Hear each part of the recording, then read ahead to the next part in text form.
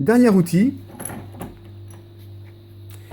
donc le sertisseur, le cream dye, donc qui ressemble au précédent mais en plus petit.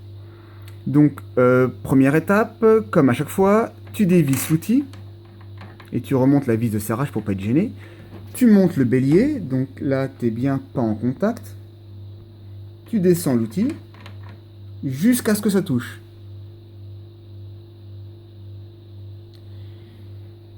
À partir de là, donc plus besoin d'y toucher. Là, tu vas dévisser la vis de réglage qui est en haut.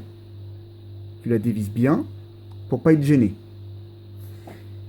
Et ensuite, tu vas placer une cartouche à l'intérieur. Tu vas juste lever comme ça pour pas faire tourner le plateau. Tu mets ta cartouche terminée, hein, celle qui a fait déjà 3 étapes. Tu refermes.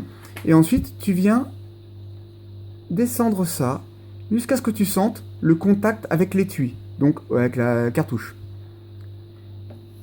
Là-dessus, tu vas enlever, tu vas baisser le bélier pour ne pas être gêné. Et combien il préconise un demi-tour, je crois, voilà. Et là, toujours pareil, hein, j'ai mon petit marquage au crayon. Je fais un demi-tour. Ce qui veut dire qu'en fait, tout à l'heure, quand